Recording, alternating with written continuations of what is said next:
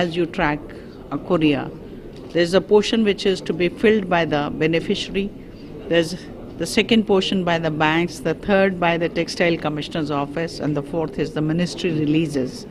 And the final is again back to banks and how the releases are done to the beneficiaries. We have already finalized the agency. The work is in progress, and by the end of this financial year, I think we should have the software in position. And I'm happy to share it with the industry that this will solve and resolve a lot of the issues which are there. The second is the left out blackout cases and the difference in committed liabilities and the actual claims.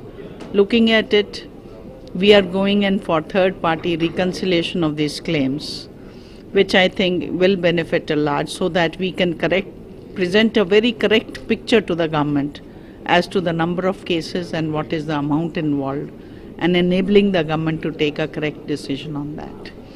I think this work of bidding and finding a third party is also in progress. The EOI has already been done. The RFP is being worked out, and by the end of this month, this agency will be at work. We should be able to finalize it, I hope. And I think another quarter or so, we should be able to have a very, very clear picture.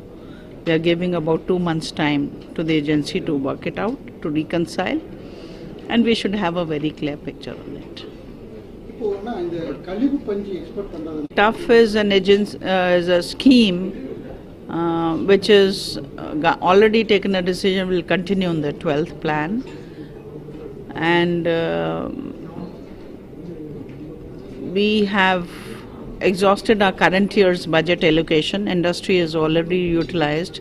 We have asked for additional funds from the government because there are 700 UIDs which were pending, and in addition we are expecting some more applications by the end of this financial year.